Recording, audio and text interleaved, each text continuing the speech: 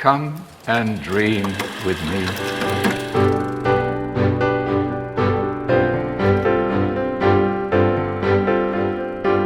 Hello and welcome to What Do You Want to Watch, the Explosion Network's premier media podcast. Every fortnight we get together and talk about movies, TV, and online content and help you answer the question, what the hell is up with these fucking millennials with their fucking cell phones ruin everything?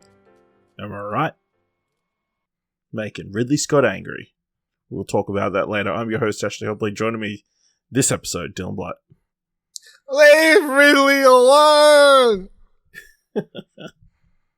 Today, we'll be talking about what's in our watch history. We're covering a little bit of news, giving some thumbs to trailers, and talking about this week's top three. But let's kick things off. A bunch of stuff that we've done spoiler casts and other content for that we'll kind of quickly go through.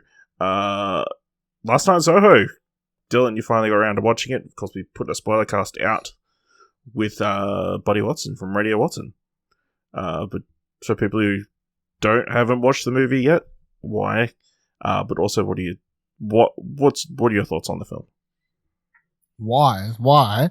This is the guy who watched it like a month yeah, why ago. have you watched it last week? You've had 2 weeks at this point to watch the movie. Well, Last Night in Soho is really good. It's got some great performances, unique premise. It's hard to say stuff without spoiling it now that I'm thinking about it. I don't remember how much they show off in the trailers. Really well shot. Cinematography is great. I think we discussed this on this podcast, but it's better for this where it's like, hey, if you're an Edgar Wright fan, this isn't really an Edgar Wright movie. So, it's a departure from his previous work. It's a drama thriller. I don't know, like sci-fi. I don't know, like that. It's not a horror movie, but it's like thriller type thing. But yeah, it has some parts where the editing is good, but it's not that sort of slick put together Edgar Wright directed sequences that you may be used to. And although maybe there's one or two purposely sort of funny things, it's not actually funny. It's not a comedy. But it's really good. I really like the performances of the main two girls, and I really like the cinematography. I really like the way it looks. Really like all the costumes. It kind of doesn't fully come together in a like the ending's like, yeah, it's like the journey was better than the what's the saying? Journey's better than the destination. The last destination. It's about the journey, not the destination. Yeah, it's about the journey, not the destination.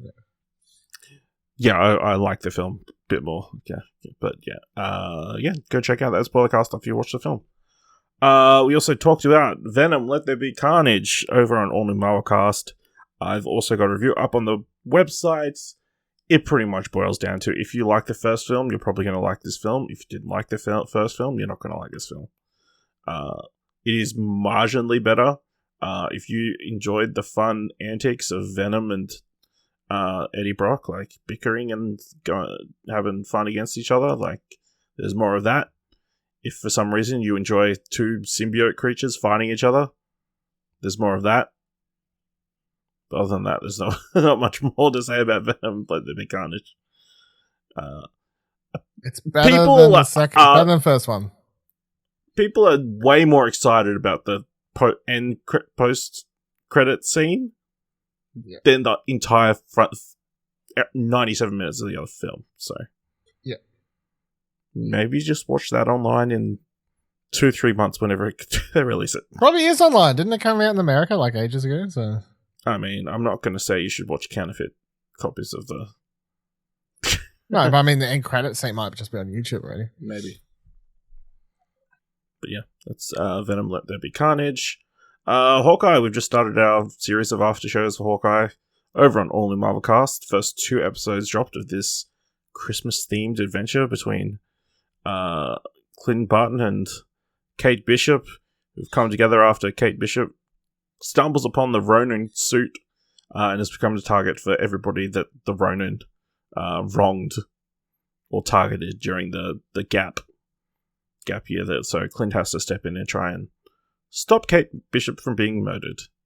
Dylan, what did you think of the first 2 episodes of Hawkeye? I'm really enjoying it. I really wish I could have kept watching more, which is a big positive, I guess. If you watch 2 episodes of a show and you just want to keep watching stuff instead of watch 2 episodes and not want to watch it, which is another show I've watched recently. But it's got a really cute dog. Eats pizza, so 10 out of 10. Haley Steinfeld's really good in it. Hawkeye's still a Met character, but it's fine because the show's really not about him. Wow. He's like passing a torch. It's probably the best Jerry Red has been, I think, because he gets a little bit more time to do something with the character. I don't know if he is passing the torch.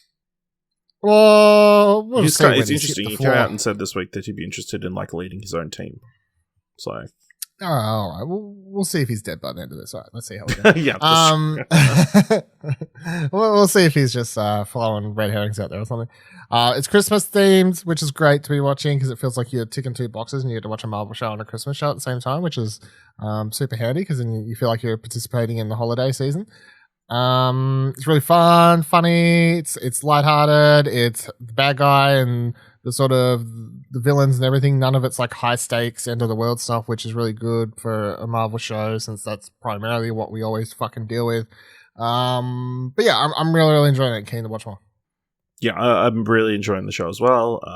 Really cool vibes. Haley Steinfeld's brilliant. Yeah, I'm really interested to see where these 6 episodes are going to go. You know, it's got that fun Christmas flair that adds a little bit extra to it. Like you said during our discussion, it feels like a Shane Black movie to some degree, even with the humor. And I think it's probably going to get even a little bit more humorous with a few of the directors they've got coming up for the upcoming episodes and that kind of thing. So yeah, definitely check out Hawkeye and then go over to All New Marvelcast and listen to our thoughts on Hawkeye. All right, I quickly say I was fortunate enough to go to an advanced screening of Ghostbusters Afterlife.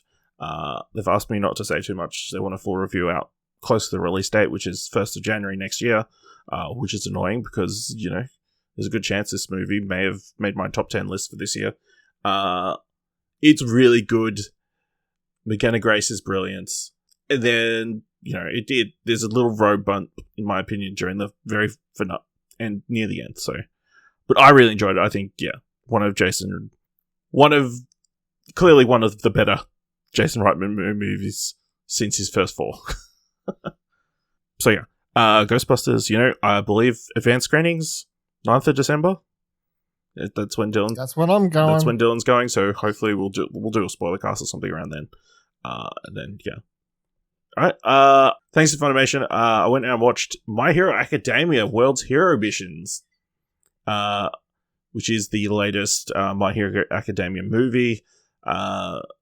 It's very much an anime movie where it's like kind of outside of the canon to a certain degree, although it's definitely set around mid-season 5, because Midoriya's got that like whip power thing that he kind of learns how to use. Pretty much there's this giant cult of people without quirks who believe that the quirks are going to bring about the end of the world, so they've developed this gas that causes people with quirks to die. And they've set about setting it off in 27 different places around the world, and they've got to try and stop it.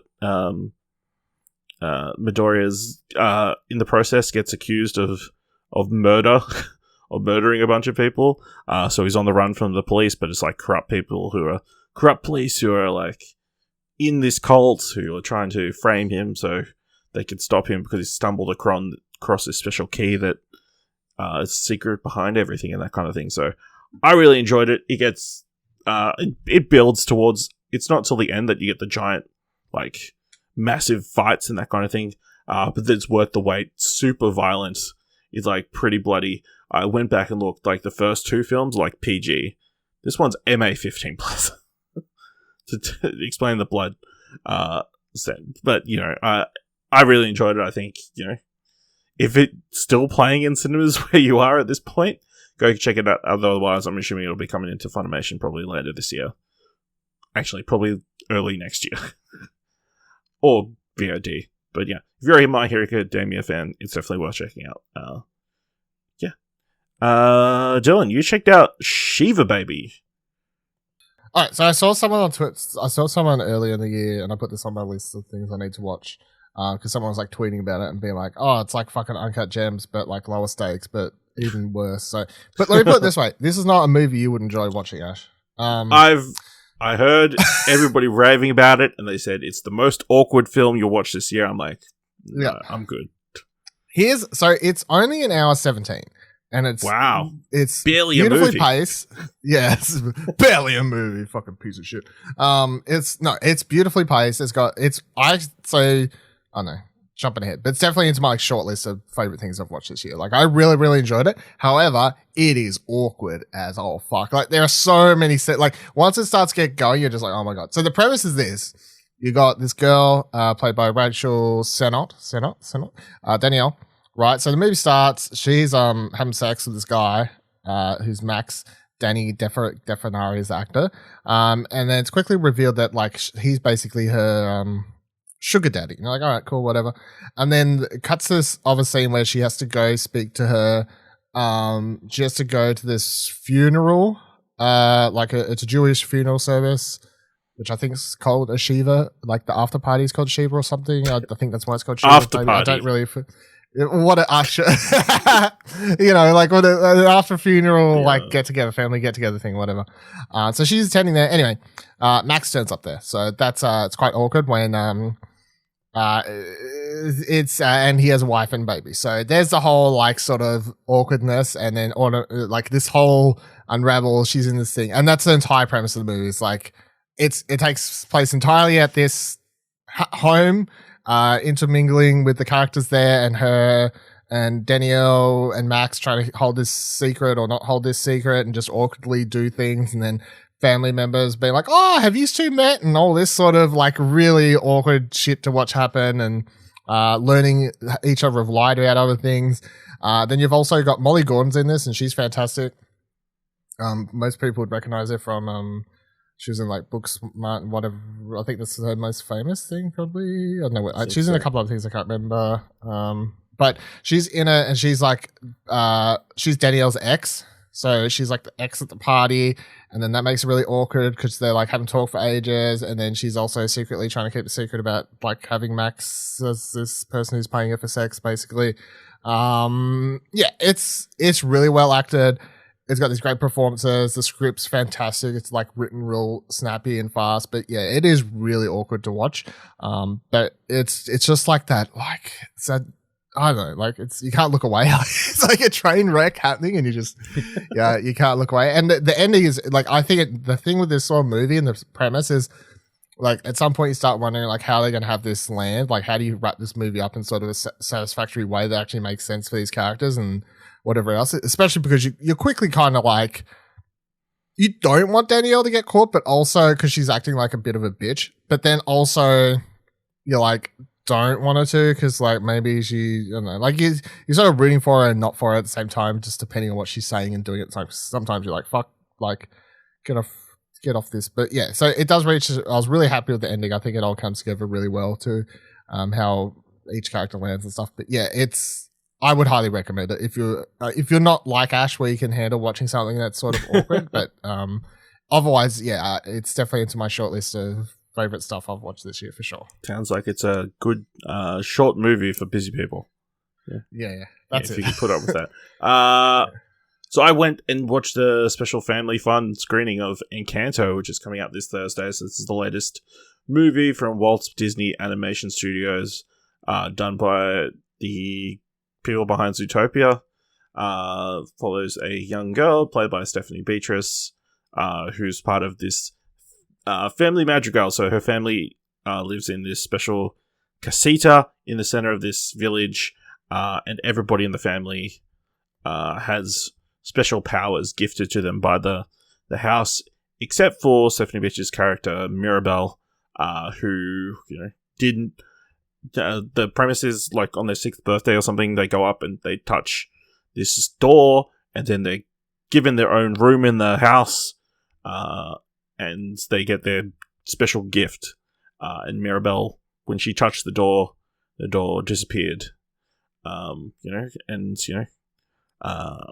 She's kind of having to deal with, being the one kind of ordinary person in her family of people with amazing powers, like her sister Isabella, who's like can make flowers bloom and that kind of stuff, or her other sister Louisa, who has incredible super strength. One of her cousins has like super hearing, and another one's like can turn into any other person, like shapeshift and that kind of thing. And then, she's got no abilities. But then her littlest cousin gets his gift, restoring faith that like the house can still give gifts away and that kind of thing. But then she starts to get visions of like the house cracking and maybe the magic of the house kind of going away and that kind of thing. So they kind of explore that throughout the film, and kind of it's mostly about like family dynamics and that kind of stuff, and like this Colombian family and how they feelings and that kind of thing. It's kind of an interesting one where I feel like the message is more for the adults than the actual children watching the movie. Like, it definitely feels like it's obviously a movie where the main message is like, you need to accept yourself, and like, it's not your fault if like you are the way you are and like other people in your family don't necessarily accept you. But then the opposite of that is like, not your fault if you don't have superpowers and magic abilities. Yeah. But then the opposite is like, you should really love your kids and stop being like a shitty parent. Which is interesting because the short film that shows before it, it's like Far From the Trees, which is like about some raccoon, adult raccoon takes the young child raccoon to the beach to like scavenge for food. A little young raccoon wants to go around and like explore and that kind of thing, and the adult is obviously wanting to keep it safe and that kind of stuff, but is like being like really rough and brutal and that kind of thing, and then like being really mean about it, even though it's trying to teach it the right thing and like that kind of stuff. And then it's like the short film, I guess I'm kind of spoiling the short film. It like cuts forward to when the little one is an adult of its own, and like it starts to repeat the cycle again. But it learns the error of its ways. Yeah, it's interesting of the 1-2 combination of like, don't be shit parents. It's like, it's an interesting message that maybe will go over the kids' heads and that kind of thing. But I definitely feel like, of course, it's like a bunch of different communities could potentially read into this movie and get their own certain messages and feelings about it and that kind of thing. So yeah, I really enjoyed it. The music's really good. I don't think there's like a standout. There's not like a Let It Go or a whatever that song is from Moana that's like was a big hit as well. I don't think there's like any song like that. There's like really catchy ones and really well put together, arranged songs, but I don't think there's like a show-stopping song that everyone will come out and start like be singing. Any time will tell. No song that will be on repeat like constantly. I don't think, but who's to say? I mean, it's hard for me to say. There's like I come back in like 3 weeks and it's like the openings on TikTok on the plays yeah. schools, yeah, doing little dances and songs to it. Yeah, absolutely. But yeah, I definitely recommend going out and seeing Encanto. I think it's pretty one of the best animated films of the year. It's probably top 2, I think. Wrong. It's Boss Baby 2. You see that video going around with the Boss Baby float? Everybody's chanting Boss Baby. It's scary as fuck. Wow. Yeah. So go see Encanto. Don't see Boss Baby. I haven't seen Boss Baby, so I can't really say. I finished watching this season of Morning Show. It's not good. Really? Yeah, it kind of. Everybody is very unlikable, and not in like that's the show though. Not like in a fun Succession way. Just kind of everybody is like a selfish dick, and doesn't make much sense. Though? Yeah, but I feel like it's ramped up this season, and then they also chuck in the COVID angle of everything, and it kind of makes it worse. Yeah, I don't think it's surprised. Well, let me put it this way. Obviously, COVID's happening. One of the main characters is away. Well, Mitch Kessler, who was obviously cancelled last season, is currently living in Italy which, if you know the history of COVID, was one of the major first hotspots. Of course, there's this book coming together about the history of the morning show, and Alex Levy, played by Jennifer Aniston, is super worried about what's going to be said about her in this book. So, she decides, here's a great idea. I should fly over to Italy, not tell anybody, go visit Mitch, who is currently in quarantine because he's been in close contact with somebody who had COVID, and hang out with him for like 24 hours, and then come back to America, not quarantine, go to a funeral, go to work, and then collapse, bang my head because I have COVID. That's a series of events that are in this. Does she have COVID? Does she get COVID? She gets COVID. That sounds like a parody. That whole sequence you described sounds like a parody of like dumb shit that was it done. is dumb. There's just a lot of stuff. There's like plot lines that are like started that just are not followed up. And I was about to say, because when you was at first like he's in Italy like during COVID, I'm like, oh well, I guess that's an interesting direction to take the show. But then as soon as you just said that she goes there, I'm like, that's it doesn't really make sense. It doesn't make sense. There's an awful scene between Reese Witherspoon and her brother, where she's like crying because he's having like an episode or whatever. It's like set to slow motion music.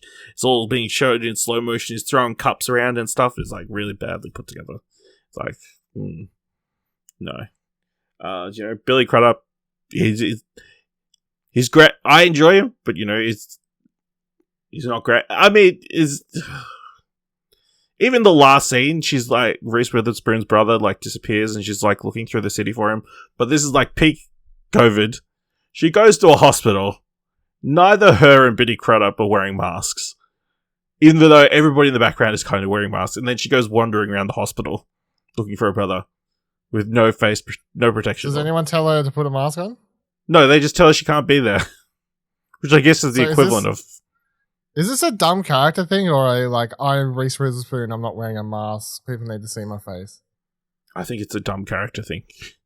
Because this sounds like a lot of dumb character things. I didn't realize these characters were so dumb. Yep.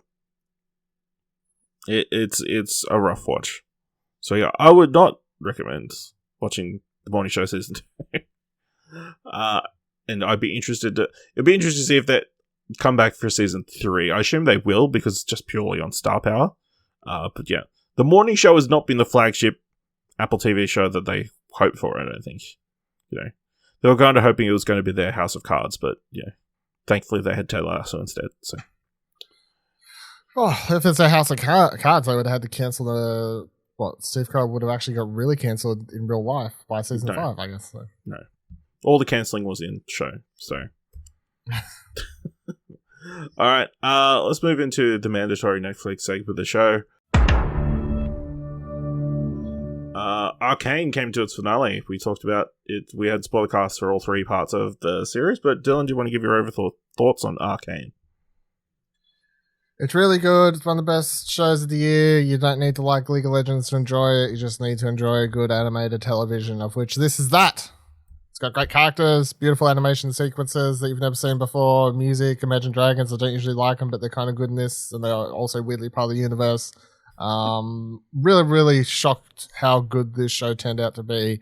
I was expecting it to maybe be okay, certainly serviceable and mostly for fans of the series, but instead we got something that is both fantastic if you're a fan of the game franchise, but also something I think just stands apart on its own 2 feet.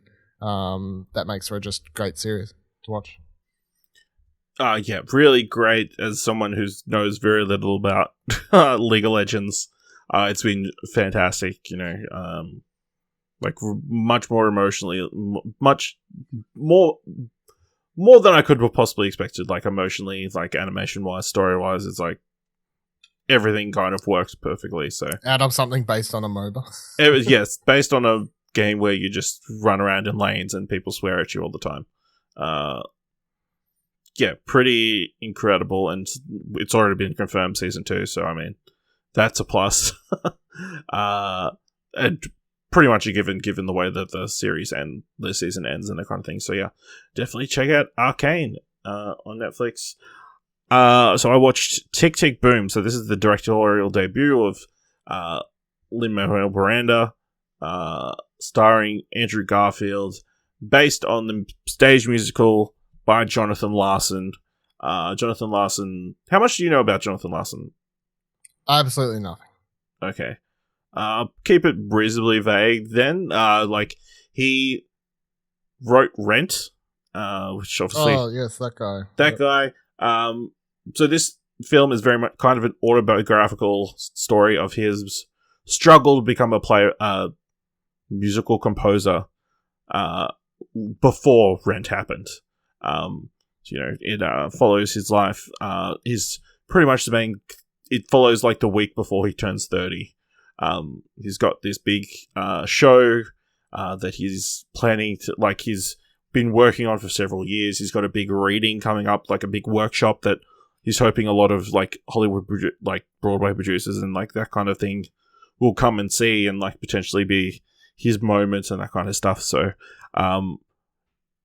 I love this movie. I think it's a fantastic kind of distillation of like the struggle of being a creative person, like someone trying to get into the arts or do something maybe that doesn't clearly make money like on a consistent basis, like something you have to be passionate about, and like these small wins that you have to like kind of grab and kind of keep close to your chest and like hoard for like the tough times in between where you're struggling to do the work that you need to do. Like a large portion of this, like he's struggling to write this song that he knows he needs to write that will be like this kind of emotional moments. Like there's this song he needs to write to make the musical that he wants to do complete. And like the struggle of him like seeing him like sitting in front of his Macintosh computer, because obviously it's set in the 90s in New York, and there's like a blinking dot is, I'm sure, incredibly relatable to anybody and everybody who's ever had to like write something. It's like it was really, the music was really fun. It's so obviously Jonathan Larson did Tick Tick Boom as like a rock monologue, like a one night only like stage event. So the movie cuts between the week in which before his 30th birthday, but also him performing that rock monologue like a couple of years after this week. You know what I mean? Mm-hmm. So yeah, it's like kind of a cut between. So obviously he's singing there, and then you've obviously got some musical numbers as well. So I think it's well put together. Like I don't think the like framing device is like unnecessary or anything. Really cool. I think obviously there's lots of Easter eggs there for people who are fans of musical theatre and that kind of stuff. I think it's really interesting. Obviously, this comes out a big character an important figure in the film is Stephen Sondheim, who's played by Bradley Whitford in the film. It's really interesting because obviously he passed away this past week. And of course he's got West Side Story, which was the first film that he did lyrics for, coming out obviously later this year with Steven Spielberg. But yeah, this feels like a love letter to Stephen Larson and then Jonathan Larson, and then a love letter also to Sondheim because of Larson's love for Sondheim.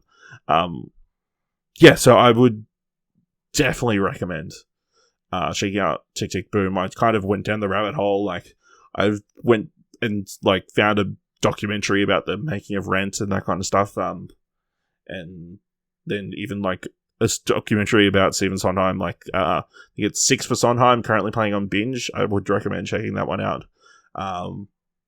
Definitely going down that musical theatre rabbit hole. This wasn't in cinemas, was it? It was like for a couple of weeks. It's a lot of the Netflix stuff currently is like they're getting a couple of weeks purely because I assume there hasn't been much. Netflix kind of been taking advantage. I would have preferred to have seen this in cinema. But it didn't come to my cinema. But I'm annoyed that if that's what did happen, then they didn't bother showing this one here, but they fucking put the Red Notice. The Rock Ryan Reynolds. Yeah, they put Red Notice on here for like 5-6 screenings, but I mean, yeah. You need to watch Tick Tick Boom before the end of the year. You need to watch Shiva Baby. I don't think that's a fair trade-off. All right. Dylan, you watched a couple episodes of Tiger King 2. Yeah, it's not very good. I was about to say, why'd you stop at only 2, right? I'm still going. I mean, you gonna finish it?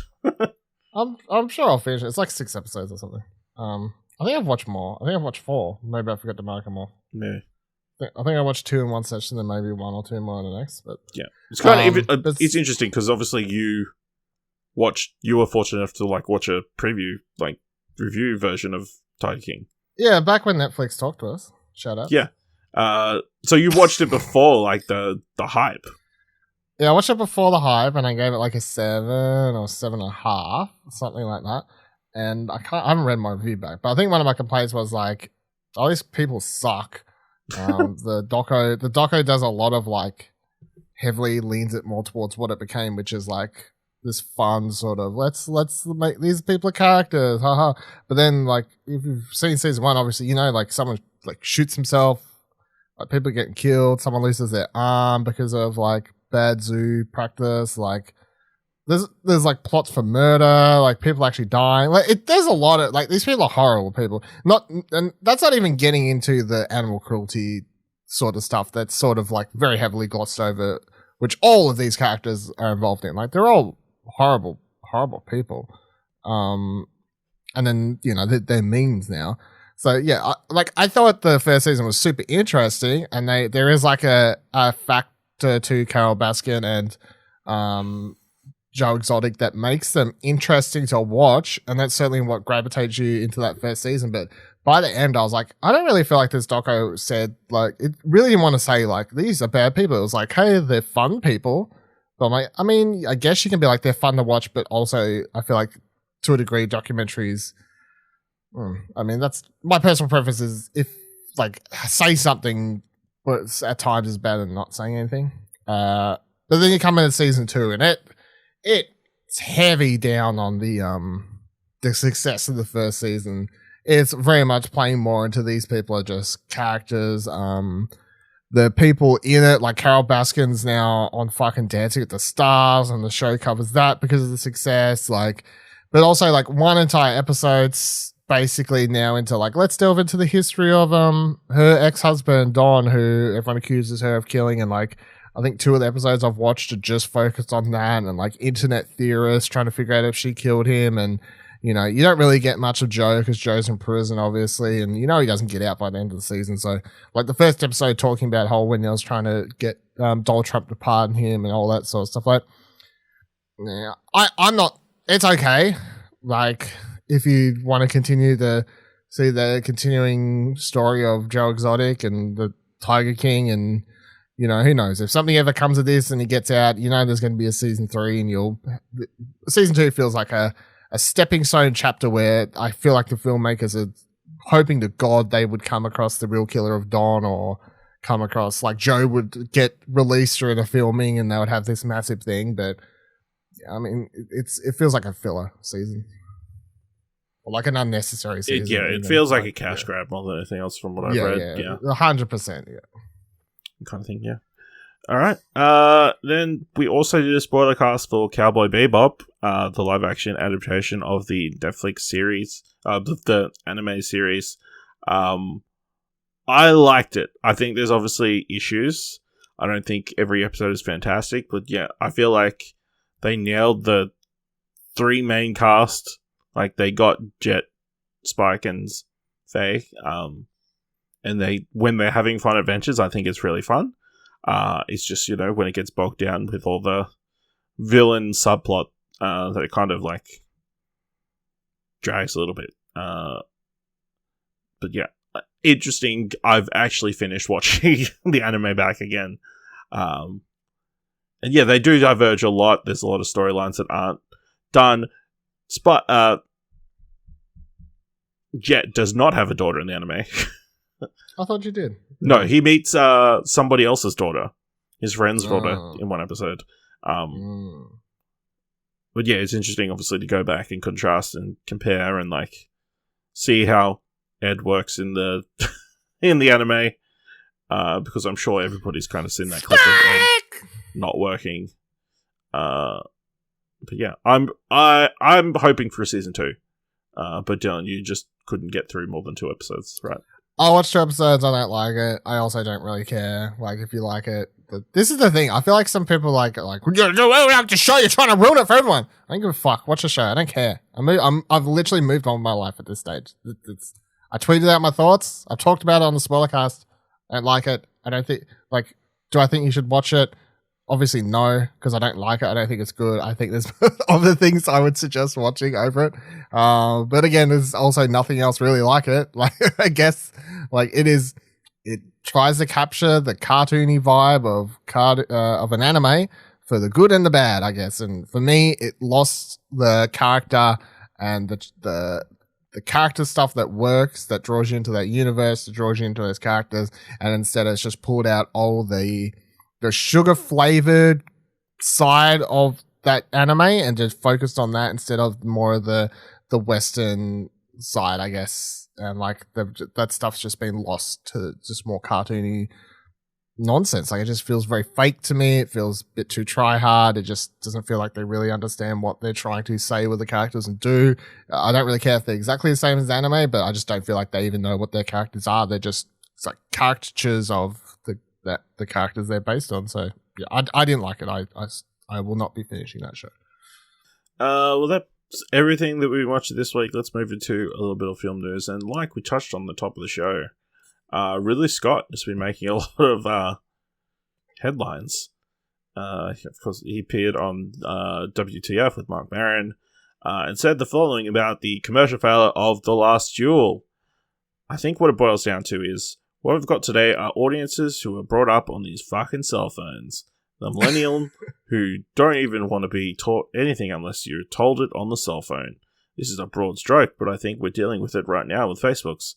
This is a misdirection that has happened where it's given the wrong kind of confidence to this latest generation, I think. Dylan, obviously we know that is way off base and very much not the reason that The Last Duel didn't perform financially. But obviously Last Duel, did very well with critics, very well received. Anybody who's actually watched it, appreciated it and thought highly of it. I think it's got, I don't know off the top of my head what the Rotten Tomato score is or the audience score. Just quickly look that up. It's got an 85 on Rotten Tomatoes with an audience score of 81. So, I mean, it's not like it was terrible or anything, but why do you think The Last Duel just didn't penetrate audiences? I don't know. I always feel it's weird when they try to find one factor when it's like COVID, a bunch of other stuff out at the same time, big high profile releases that were delayed for ages, being released time after time, short succession. People have been pointing out it wasn't promoted well. I can't say yes or no for that because it's solely speaking here in Australia, where I'm sure he means primarily American. I don't know how it was promoted in America, so that could be a factor. I don't really know. I feel like it's both he says it himself as a very, broad brush stroke to sort of say that. And I would say that it doesn't really make sense for what he's talking about, but also at the same time I get where he's coming from. So to a degree, I would say he's lashing out and getting angry, but I do understand every time these directors come in here and be like, no one wants to watch a fucking movie anymore because I just watch shit on, all these kids just want to watch stuff on their phone. And it's yeah, that's true, but it doesn't mean you can't have both. But I understand the I understand the frustration there, I guess, to a degree. But yeah, I can't say for sure why Last Duel didn't make as much money. I would actually say if I was to pick one factor, it would just be competition. What else is out at the moment? I'd say that having Matt Damon be your lead isn't a huge attraction for younger audiences these days. People like Matt Damon, yeah, fuck, I want to watch him. Like, he's not a huge star to younger audiences. Neither is Ben Affleck. Adam Driver maybe, but the other people on the poster are certainly eight. Ridley Scott certainly isn't a name that probably attracts younger cinema goers these days. There's like a name on the poster. I don't know any director that would attract young audiences these days. I'm like, do directors attach younger audiences? I don't know. Nolan would have been the last one who would like on name alone, but even probably, after Tenet, it's like hard to say. Yeah, but like, I can't think of any director that you would go up to someone like 18, 20 or younger,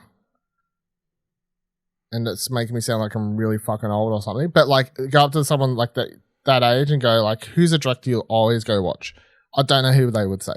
Who's the, like, for normal cinema going audience, obviously I don't mean someone who actually is a bit is a bit more of a cinephile leaning type person, or whatever the fuck wanky word you want to use, but yeah, I don't know. Dumb comment, but also my thoughts on this story is I don't give a fuck. I don't know why every time like a director says something bad about either Marvel movies or like young people, it's like written about a million times, and then people's tweeting about it and being like, fuck you. Like everyone's like, this guy, can't believe he says this, and everyone's like, you know, old man yells at cloud, when literally he says 2 sentences on a podcast.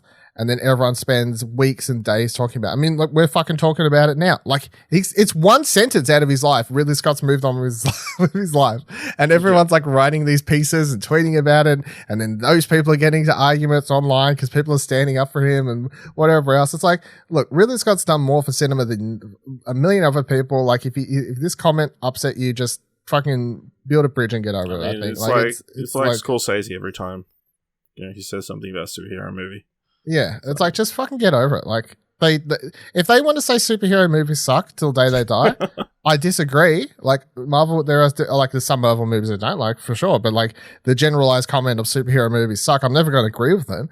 But I also don't really care because I respect them as filmmakers and for what they've done for the industry enough to be like, all right, whatever, like move on with my life. Like, why are we always arguing about this stuff? Like, it's dumb. Yeah, it's interesting. I think you do make a fair point. Obviously, with it being competition to a certain degree, of course. So talking about American numbers here, it opens for October 15th, first week. It made $6 million, coming in 5th place. Above it was The Addams Family 2, which is in the 3rd week. Venom: Let There Be Carnage, which is in the 3rd week. No Time to Die was in the 2nd week. And then Halloween Kills was opening that week. The next week, Dune opened. And then the following week, you drop behind even films like Last Night in Soho and Antlers and My Hero Academia all opened higher than what it was making. I mean, there is a lot of competition. I know a lot of people have been saying, oh, it's COVID, we don't want to go into audience cinemas and that kind of thing. Numbers are doing reasonably well, cinema-wise. People are going to the cinema and that kind of thing. It's just not a genre either. I think, I feel like there was 2 major factors. It was obviously the content. I feel like it was the rape elements of the story of the film made a lot of people not interested in going to see it. Just because of the subject matter and that kind of thing.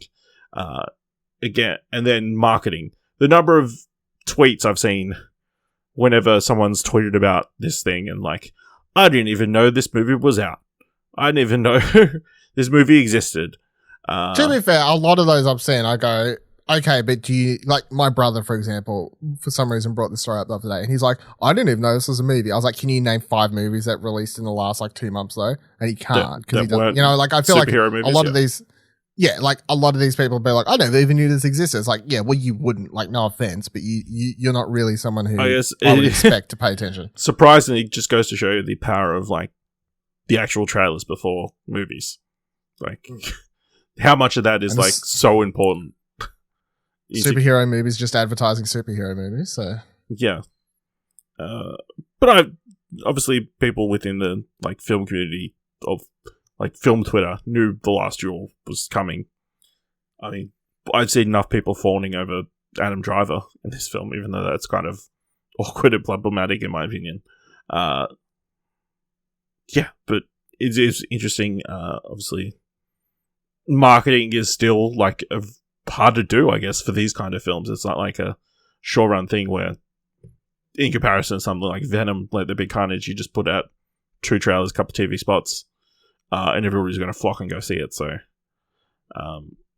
yeah, it's rough,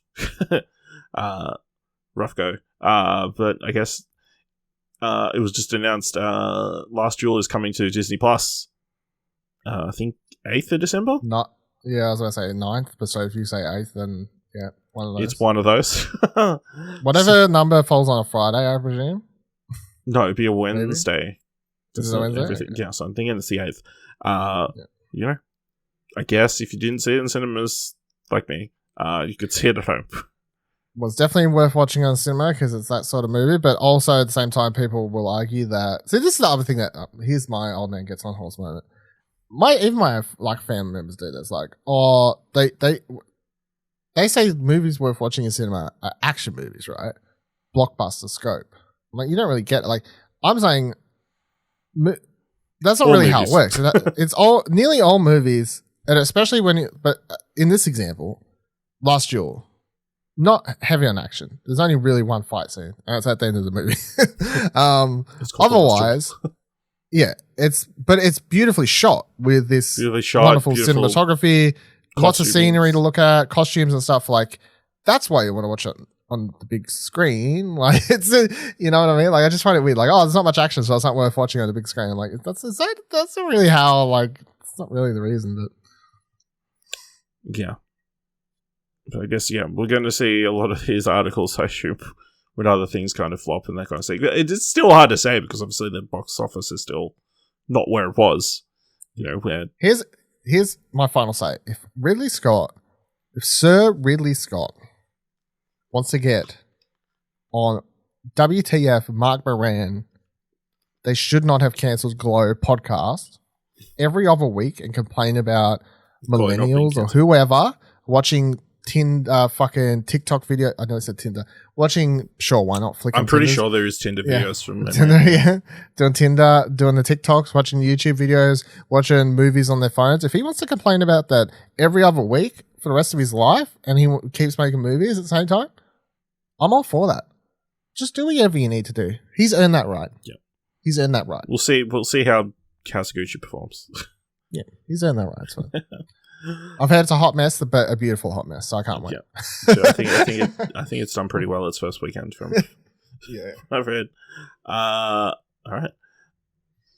Have you been following this story around Star Trek Discovery? I need the headlines. I need the headlines. So, mere days before the Star Trek Discovery Season 4 premiere was going to go, of course, the series has been running on Netflix for the last few years, but Star Trek as a property is owned by Paramount. Paramount decided, hey, international audiences, we're going to pull this from everywhere, and US people, you're going to have to watch it on Paramount Plus. And F all of yous, they pulled the first 3 seasons off Netflix, like, overnight. Like, no warning. Obviously, they'd had this long-running deal, I believe, or whatever. So you'd have to assume, like, Paramount paid them out, like, to be able to pull all that content. And it's safe to say, Star Trek fans, we're not happy. Which is fair enough, because obviously everybody was excited about being able to watch it day and date with the US fans and that kind of thing. And they just said, hey, you'll be able to watch Season 4 of Star Trek Discovery on Paramount Plus in 2022. Mm-hmm. Though that is never something anybody wants to hear. It's like, hey, we could be able to show it at the same time as US, but no. That's like, at this point in TV history, it's like, that's a bad idea. Especially for something popular and something that's obviously 4 seasons in and people are still very invested in. And that kind of thing. So, yeah, they got a lot of backlash, a lot of upset international Star Trek fans. I assume piracy skyrocketed. And then within the week, they'd announced that you'll be able to watch it starting from the episode 2 day and date with the US in places where Paramount Plus is currently available. So, I guess that's good. I mean, I assume they had to pay more so they could quickly get it on Paramount Plus. Like, it's a weird situation where why wasn't this handled months in advance? You knew the 4th season was coming. I assumed you wanted to put it on Paramount Plus. Why did they leave it to the last minute? Is the interesting Very thing. weird story. I think it says the 2 points that stand out to me from it is that they're so naive to think that they can say, hey, next year you can watch it, and for some reason think that everyone won't just go pirate it at that point. Like, I'm pretty sure 99% of people would just go pirate it. Like, maybe if you're someone who's like can live without the show and you're like, oh, I was gonna watch it, but like I'll watch something else. But for the hardcore people who were like anticipating and really waiting for this, they're just going to go pirate. They're not gonna I think the thing that these places assume is that people don't know how to do it. Or the internet doesn't exist and people can't, if they can't, it's not like 30, 40 years ago. When no one knows how to use a computer. No one knows if the show's even out. Like, you could air something in America and the only way you'd find out about it is if you like read about it in a magazine or, something like that. Like but like if something releases in America now or wherever, there's not really walls because we have the internet. So it just doesn't work the same. But everyone acts like it's still the beginning of television or some weird age like that. So it's really dumb. I just don't understand why they think they can continuously do this. And although I don't promote piracy, I feel like whenever this stuff happens, I'm like, that's really dumb on your part. You probably deserve to have a few people pirate the show and not give you money at this point because that was fucking dumb to teach you a lesson. And then what was the other thing I was going to say stands out? Them initially being like 2022 and then them being able to whip it around and get it up and working by episode 2 just shows it's not actually that hard. And why the fuck would they say that in the first place if they could literally turn it around in under a week to get it up where Paramount Plus is available? Why wouldn't you say that in the first place? They're just trying to string it out so they could do a big promo period and get more money out of it, do all these things, and they couldn't do that. So they're just continuously just trying to fuck over the people who actually want to watch it so they can make more money. And I hope they lost a bunch of money off it now. So yeah. I mean, it's getting harder and harder to launch a new streaming service. I think that I could understand why they're trying to bring all these Star Trek people in, but you run the risk of screwing over the fans that you're trying to get, and it's like you kind of alienated from the start. It's like not a really good first impression. So I guess if you got Paramount Plus, Star Trek Discovery, all's well that ends well, right? Not really in this situation. So that's interesting, and Paramount. I feel like Paramount Plus is kind of. I haven't seen people going, yeah, Paramount Plus, that's the streaming service I need. It's a competitor to the other ones. Don't they have Dexter on there or something that people are watching? Was that Paramount? Yeah, Dexter's Paramount. Okay. Here in Australia, the A-League is on Paramount, so that's kind of if you're a soccer fan, that's the only place you can watch it now. But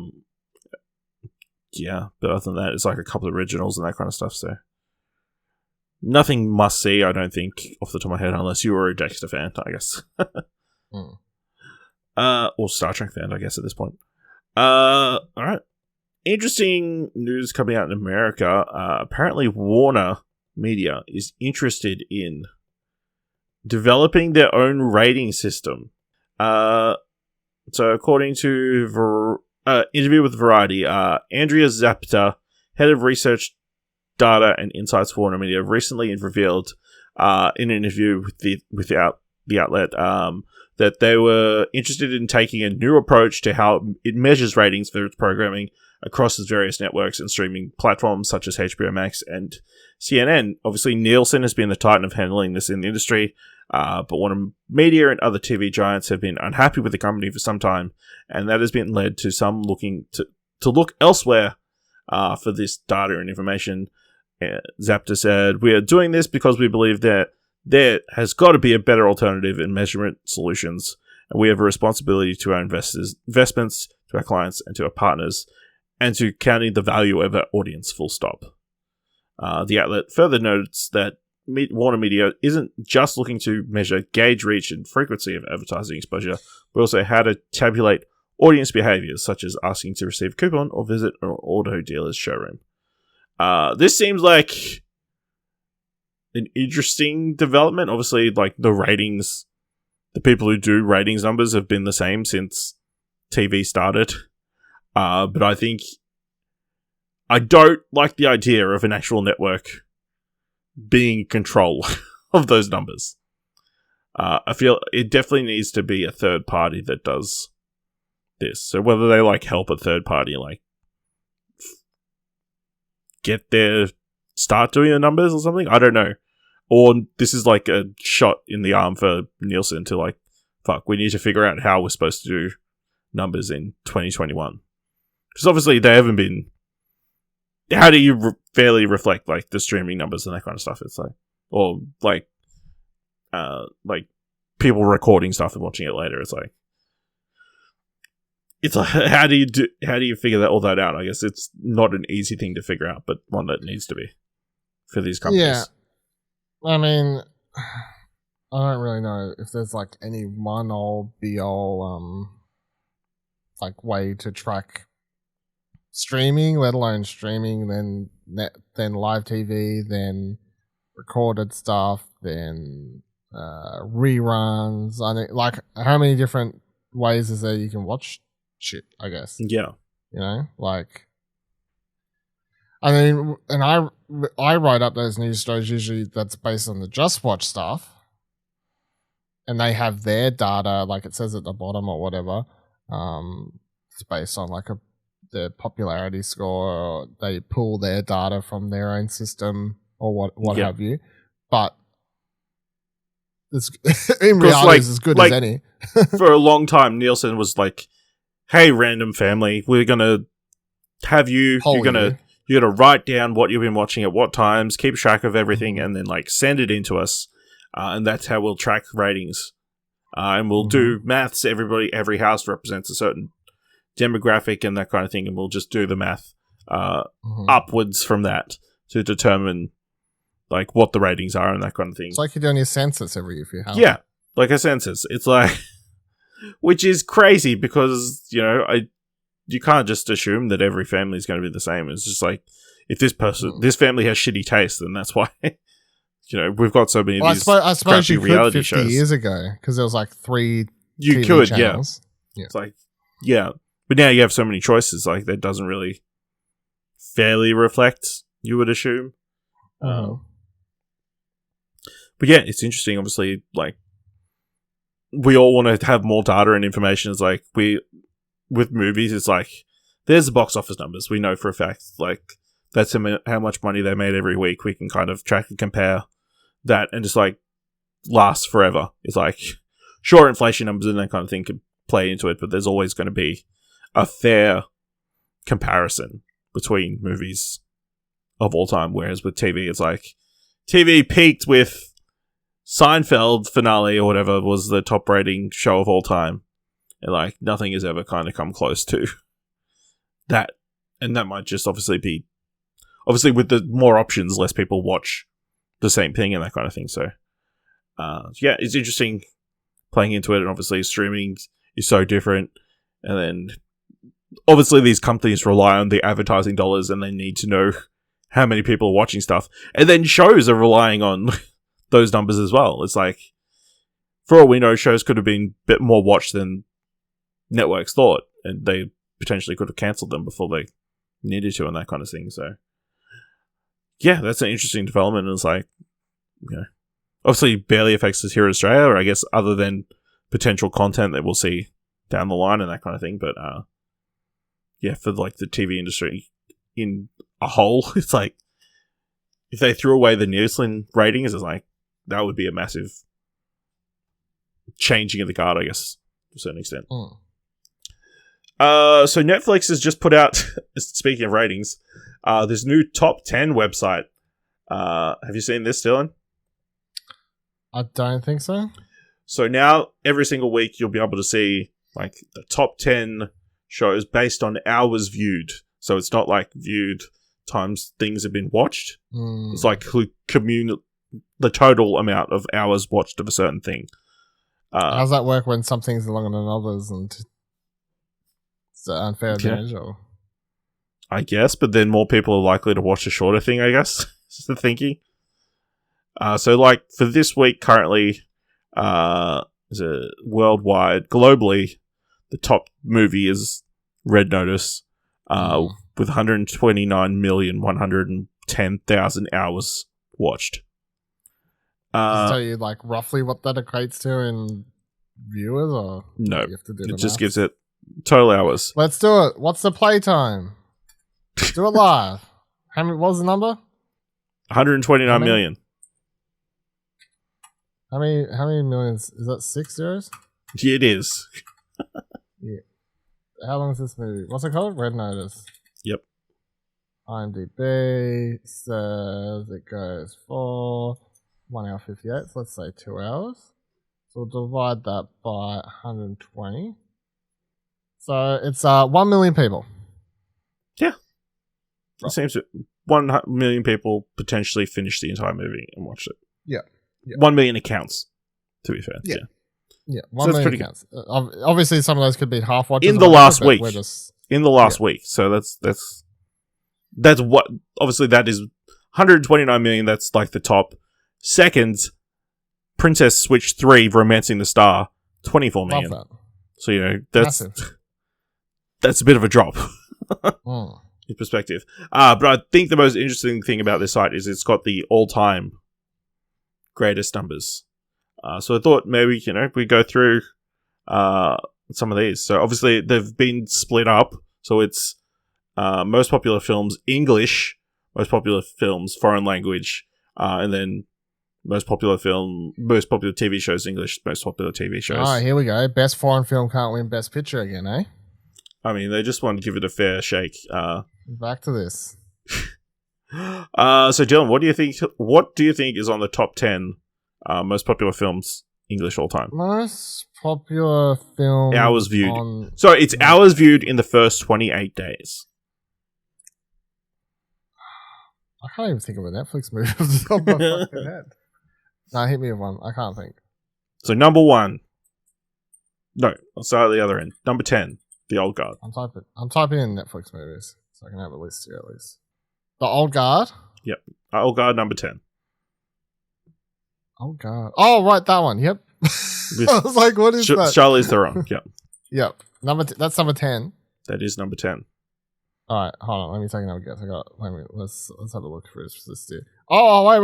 I'm what's it called? Hold on, I haven't found it here yet. But that one that had shitty sequels that was really good. The romance one. What's that called? To All the Boys I Loved. Nope, not in the top 10. Are you fucking serious? Are you for real? I'm really? for real, yeah.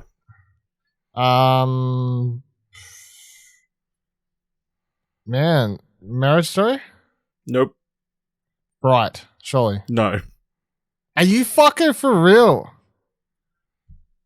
You're kidding. What the fuck is War Machine?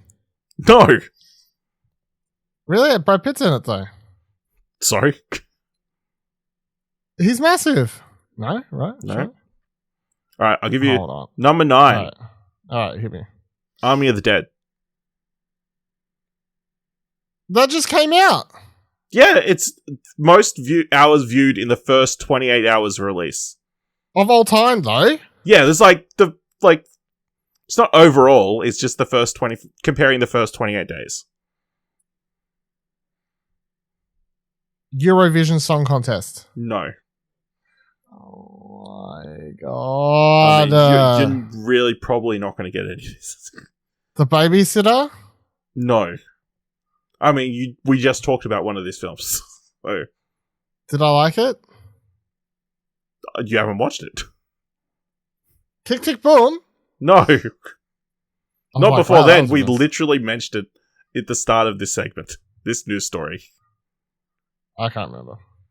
Red Notice is number 2. Oh, right. I thought we weren't counting that. So that's number 2. So something above that. I thought that was the biggest movie in Netflix history. It's on scale. It's said to be. I mean, it's only 2 weeks in, so it's still got time. Still got another 2 weeks to top it. Fear Street. One of the Fear Streets. No. Are you fucking hell? You're not going to get them because they're not terribly The well Kissing received. Booth. One of the Kissing Booths. Kissing Booth 2 is number 5. Fuck. What is... Whose Netflix accounts do we need to ban? Number 8. Come on now. Number 8 is Enola Holmes, the film starring Millie Bobby Brown. Okay, that's a real movie. Number 7, Spencer Confidential, starring Mark Wahlberg. I don't even know what. Yeah. El Camino. No. Number 6, fittingly, 6 Underground. Oh, 600 grand. Right. Okay, yep. The Michael Bay film that nobody liked, but apparently... The Cloverfield Paradox. No. So I said number 5 is The Kissing Booth. Number 4, The Irishman. Are so you what that, really? So that's at Wow. 214,570,000. So that means like 6 people watched that movie until its conclusion. So I'm actually shocked by that. I did not expect to be. Oh, Bird Box. Bird Box is number 1. Yeah. That is the most. And then Extraction is number 3. So, yeah. I've seen like 2 of these movies. I've seen 4. I've seen 4 if you count The Irishman. There's one. Yeah, of course, Irishman counts as only the one movie. Oh, TV shows. Do you want to take a guess? Stranger Things. Stranger Things season 2 is at number 9, and Stranger Things season 3 is at number 2. Something's more popular than Stranger Things. One thing is more popular. House of Cards. No, House of Cards not Orange on is the the list. New Black. Orange Black not on the list. Also, it's individual seasons as well. So Yeah, I'm just saying the show and hoping that one of the seasons. Is there any animated shows on there? there is not. Is there any? Are there like competition ones, like reality No, there TV is not. ones? So they're all scripted TV shows. Yep. Is that stupid Paris girl show thing on there? No, Emily in Paris is not on the list. You do one. I don't. So number 10, Sex Education season 3. Really? 418 million hours viewed in the first 28 days. That's I think that promising. confirms we're getting a season 4 though, right? Yeah, I think that's they've already the said numbers. they're getting number 4. Okay, good, because season 3 is always the cutoff. Yeah, Glow? they're already casting for it apparently, Oh, okay. but it's not going to be finished filming till the end of next year. So we're probably not going to get season 4 next year. Is Glow on there? Glow was not on there. I was about to say, if That's it why is, it got they cancel cancelled. it. I was Yeah. fucking American Vandal, Nope. They're all Narcos? really recent. Narcos, one of Narcos. Well, Narcos is Narcos not on this Mexico? list or on the other list. Oh, why was there a hang up there? Ozark? No. Oh. I was just checking if Narcos was on the foreign list. It's not on the foreign one list. of the Marvel ones. No. Really? None of the Marvel ones. They're all pretty Uh, recent. Squid Game. Squid Game is not on the English list. I will say it is the number 1 on the non-English list by a fair margin, and would be number 1 on the English list by a fair So margin. it is Netflix's best show then. Yes. By 1 billion people hours viewed. That's a lot. That's the difference. huge. It is The huge. Crown. The Crown not on the list. What the? The Witcher. The Witcher is number 3. Wow, that's more than I thought it would be. Way more than I thought it would be. Bridgerton. Bridgerton is number 1, yes. Ah. So Bridgerton, Stranger Things Season 3, Witcher Season 1. Number 4, 13 Reasons Why Season 2. Number 5, 13 Reasons Why Season 1. Number 6 is Made, the What the Margaret fuck's that? Qualley show that released earlier this Yeah, I want to watch that actually. year. Yeah. And then 7 and 8 is You Season 3 and Season 2. interesting. People love watching shows about guys being horrible. Yeah. I'm just going to read through the non-English films because I don't think we've heard of any of... I know of one on this list. Dark. On the non-English films. Oh. Number 10 is Just Another Christmas. Number 9 is The Last Mercenary. Number 8 is Space Sweepers. Love that film. That's the only one I know on this list. Number 7 is Alive. #Alive. Number 6 is Lost Bullet. Number 5 is The Lost Battle. Number 4, Rogue City. Number 3, Below Zero. Number 2, The Platform. And number 1, Blood Red Sky. Blood Red Sky is the Nazi one, I think. No? Maybe? I think or so. Zombie one. One of the ones. Or Nazi zombies. Some combination of them. And then most popular non-English TV shows, of course, you said Squid Game's number 1. I'm just going to flat out say it. Dark is on this list. Oh, fuck this. Fuck all you German fucks. I don't think you should. It's not the Germans. They should be watching their own bloody show.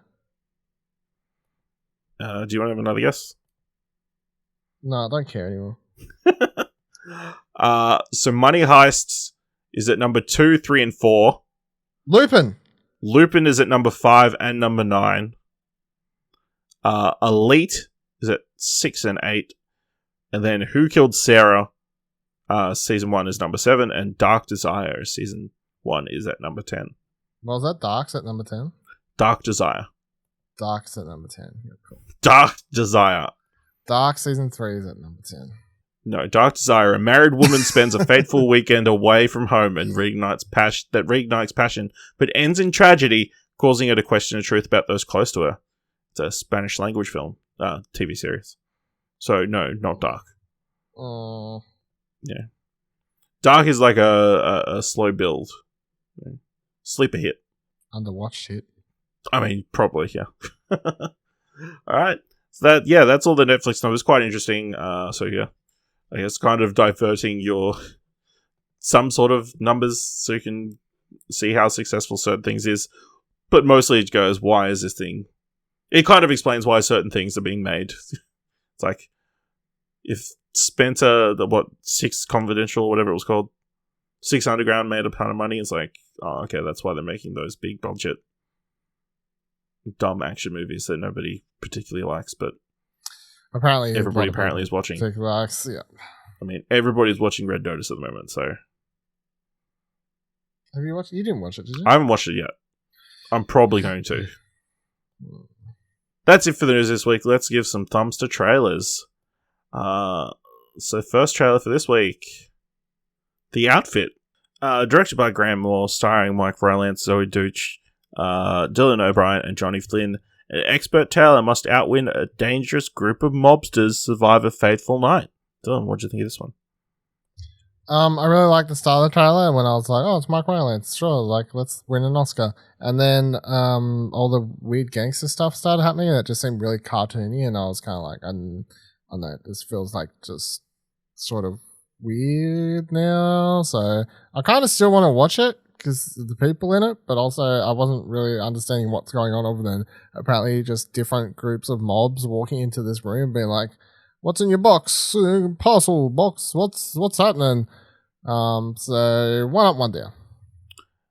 Yeah, it's kind of one up, one down for me as well. It's kind of weird. It feels like it could be like a one room thriller kind of thing where everybody's like kind of talking out, trying to figure out who's got the tape and what's happened and that kind of thing. But and yeah, obviously a lot of the cast is like quite interesting people. I feel like Zoe Deutsch feels like she's completely from a different century to everybody else in this movie.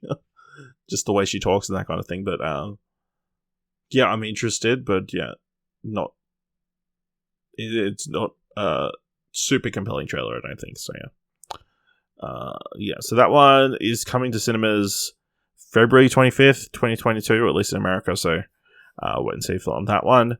Next up, we've got DC League of Super Pets, directed by Darren Stern, starring Dwayne Johnson, Kevin Hart, Kate McKinnon, John Krasinski, Vanessa Bayer, Natasha Lyonne, Diego Luna, Thomas Middleditch, Ben Schwartz, and Keanu Reeves when the Justice League are captured by Lex Luthor.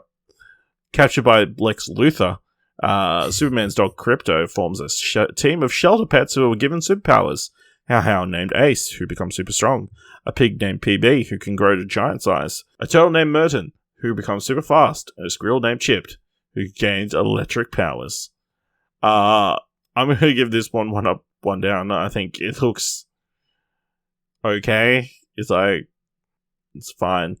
I don't I wish it had been a little bit more true. I would have been cool if they were all pets of superheroes, but it seems like it's Krypto and a bunch of pets that have randomly got superpowers because of whatever Lex Luthor done. And there's obviously the dumb. It's weird hearing Kevin Hart as Ace. It just doesn't seem right. But Dylan, what do you think? Yeah, I don't like the voice casting of either The Rock or Kevin Hart. Just seems a bit obnoxious at this point. And I don't particularly love the whole plot point. Let's random thing gives dogs powers because reasons. I would have just preferred a more straight up Krypto movie or something. And I think there's a lot you could have done there to be cute and fun and superhero animated good times. But I mean, I'm still intrigued. There's some funny gags in the trailer and whatnot. So I'll go one up, one down. Yep. So this one's coming to cinemas May 2022. Next up, we've got Santa Inc., created by Alexandra Rushfield, starring Seth Rogen and Sarah Silverman. An elf working in Santa's workshop in the North Pole dreams of becoming Santa Claus someday. Dylan, did this one get you in the Christmas spirit? Fuck yeah. Yeah, I'm keen. I mean, obviously it's the Seth Rogen playing Santa Claus. It's enough to. I'm all right, I'll watch that. Sure, just so I can hear Santa Claus be like, weird ho ho ho. Yeah. It's like ho ho ho ho. Yeah, I can see the gags. But I mean, the cast looks great. Animation looks really good, stop motion stuff. Looks highly detailed. Actually, the figures and stuff like that. At some stage, I was looking at some dude's shoes and be like, they're I was like, there's a lot of detail in this. Yeah, it looks funny. I like the setup. It looks fun. I enjoyed Sausage Party for what it was, I guess. I didn't really ever want to I tried rewatching it once, I just didn't think it was good the second time around. It was more like a shock factor thing. Yeah, the first time. So I'm wondering if this will have the same sort of thing. But even if it does, it'll be fun to watch. So I'm going to double thumbs up. I should also clarify, because it wasn't clear in the trailer as well, this is an 8-episode miniseries, whatever. Yeah. So, I was surprised by this one. I thought, it looks pretty good. Obviously, crude humor and that kind of thing. Just very silly and that kind of thing. And obviously, Sarah Silverman's elf wanting to become the next Santa. It's Santa shouldn't just keep being a old white man. It's yeah. Maybe. I'm a good creative team and a lot of good jokes. Like you said, the stop motion animation looks really good. Can you stop calling me bitch? Nah, bitch. It's empowering when I call you bitch. Really empowering. Really good detail and that kind of stuff. Definitely looks like the old school Christmas movies of Rudolph the Red-Nosed Reindeer and those kind of ones that everybody loves. Definitely I'm going to give it 2 thumbs up. Yeah. Next up, we've got Encounter, directed by Michael Pearce, starring Riz Ahmed, Octavia Spencer, Gina Javanka, Rory Cochrane. A decorated Marine goes on a rescue mission to save his 2 young sons from a mysterious threat. As their journey takes them in increasingly dangerous directions, the boys will need to leave their childhoods behind. Dylan, what do you think of this interesting trailer? I really liked it. Riz Ahmed's in everything apparently at the moment, and obviously I really like Riz Ahmed, so I mean that's a selling point. Looks like a weird sci-fi thing. Octavia Spencer's in it as well, so that's good. I don't really know what the hell's going on. Some alien thing, creature, I don't know, disease. Is it though, or is he hallucinating them? Who knows? Yeah, I suppose that's true. Interesting. Could be losing his mind. But yeah, it looks to, I guess, be tying in whatever's going on there with a sort of social commentary thing, because obviously that's how it plays at the start. When he gets pulled over by the cop, you're like, oh, just your sort of typical racist white cop thing, but then there's some like weird shit in his eye, and then looks like there's bugs under his skin later, and I find it weird that you'd have an entire like FBI after him, or whoever Octavia Spencer's, working with and all that sort of stuff. I don't know. A lot going on. I'm intrigued though. I'm going to double thumbs up. Trailer definitely sets a mood and sets you up for what's to come. So, yeah, I think it looks really good as well. Obviously, Riz Ahmed has been, he's like, we've seen him in a lot of trailers, but obviously he's been good in a lot of stuff recently. And yeah, it's a really interesting like kind of take on the like alien invasion, the kind of thing. Obviously, I got vibes of they've got that invasion show running currently on Apple TV. Saw the trailer for that. Feels kind of similar to that, but actual aliens or something, some sort of force actually showing up. So yeah, I'm keen for this. I'll give it 2 thumbs up as well. It's alright. Last trailer for this week is The Responder, starring Martin Freeman, Adeleo Adedoye, Ian Hart, Mariana Burney, Cherie Henriques, Warren Brown, David Bradley, and Rita Tushingham. Crisis-stricken, morally compromised first responder tackles a series of night shifts on the beat in Liverpool while trying to keep his head above water personally and professionally. Dylan, this one looks quite different to a lot of Martin Freeman stuff we've seen recently. So that's why it kind of caught my attention. Yeah, but that's why it stands out, I guess, is because it's Martin Freeman not doing his typical Martin Freeman on the lower chain. Like, he's the less macho character in any film he's in. That's usually he's not Bilbo or John Watson. Yeah, exactly. So he's got a beard here to show it. That's grows a beard, change the character. But yeah, it looks really interesting. Says it was 5 episodes or something. I think so. Yeah. My quick Google. I'm keen. I'm always down for a gritty, fucking BBC cop thing, limited series. So I really like Martin Freeman in basically everything he's been in. So I would be intrigued to watch this and see him stretch into a different sort of character rather than the stuff he's used to be. I mean, even Fargo is like something else he's quite popular and known for. The first season of Fargo is like still the same. It's still he's literally a punchback. Yeah, this looks really good. Like obviously it's a BBC drama. Like you said, Martin Freeman obviously playing against type, I guess. And yeah, it looks like it's going to be a really good police drama and that kind of stuff. So yeah, I'm definitely keen for this one. Whenever it comes out, I think it's coming to BBC soon. So I assume somewhere here in Australia, not long after. So yeah. That's all the trailers we've got thumbs for this week. Let's talk about this week's top 3. Definitely in the top 3. Alright, so for this week's top 3, kind of a similar kind of setup to last episode. Top 3 TV shows we wish we could have watched in 2021. Obviously, coming up to the end of the year, we're putting together top 10 lists and that kind of stuff.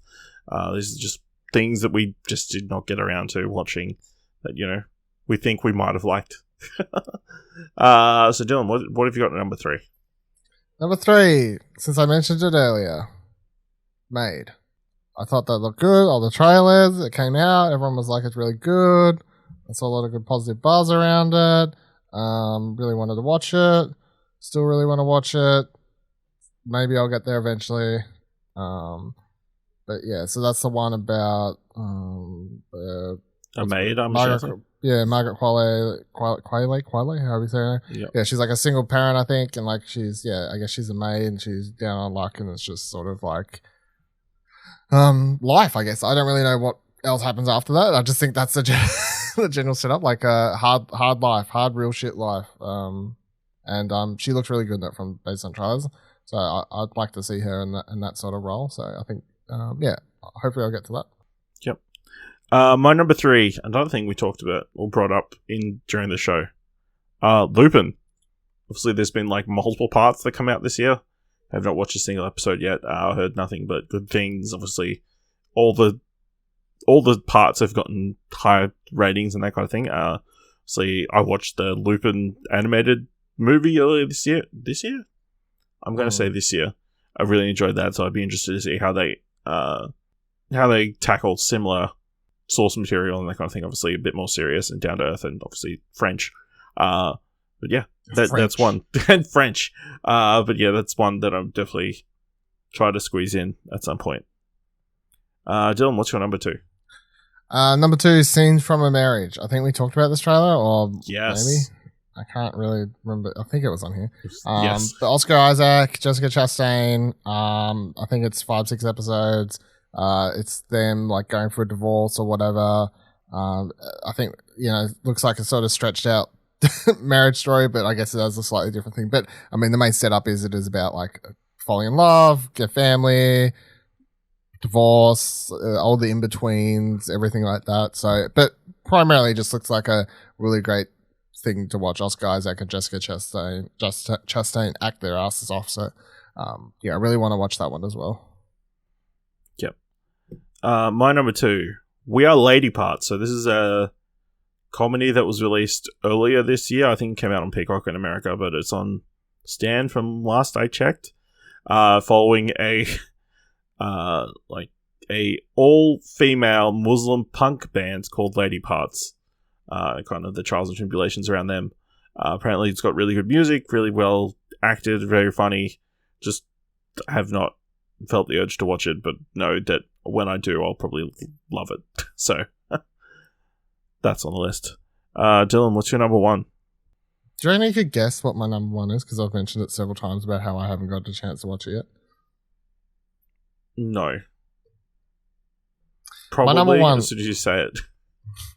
My number 1 is Midnight Mass. Oh.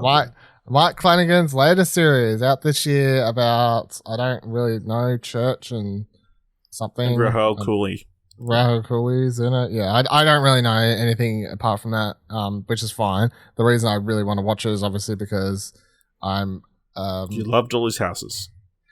Yeah, I loved all Mike Flanagan's previous efforts, both Netflix series and his movies. I think I've not watched one of his movies at this stage, and I'm pretty much like, he's my favorite sort of, I'd say definitely top 5 like horror directors, I guess, even though people complain a lot of these things are, I've seen some people on Twitter already like, oh, I really like Midnight Mass, but it's not really a horror thing. I'm like, okay, which is the same as his last series. Like, he's kind of delved into this sort of subgenre of just doing like gothic dramas and different stuff, which is fine. Anyway, I think his stuff's really good. He does really great character work and whatever else. So I really want to watch Midnight Mass. That's the number 1 thing I'd like to start and finish if I had to pick one thing I haven't started this year.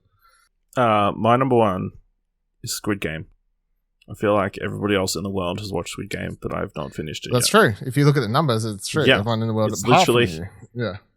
Yeah, so, I need to finish it off so we can all, have a good team effort. And that kind of thing. Like, I was watching... obviously, there was that Mr. Beast video that came out last week, like, where he does the full recreation. I'm like... Obviously, I watched the first episode, so I'm like, oh, I'll watch the start of this. So I watched up to the red light, green light section. It's like, wow, that looks really cool. So I need to finish Squid Game so I can finish watching that video. So I can appreciate the recreations don't of want the to spoil set. the rest of the games. Yeah, I was about to say, he might... If you continue watching, he may spoil one of the games, which has like one of the most... It's like, I see all the emotional memes going around about peanut butter cups and or honeycomb cups or something, so I need to watch it so I can understand all the references. Yep. I feel like I'm left out. Yep. You are. It's a tragedy. Let us know what let us know what shows you're still wanting to watch. Let's know what shit you're fucking watching. That too. By going to explosion.com/Twitter or jump to Discord, explosion.com/Discord. If you want to help us out here at What Do You Want to Watch, leave us a review on Apple Podcasts or on Podchaser or on Twitter, or just tell people about the show. And if you like this episode, thought it was worth $1, head on over to our Cove page at explosion.com/support. Thank you very much for listening, and until next time, keep watching stuff, I guess.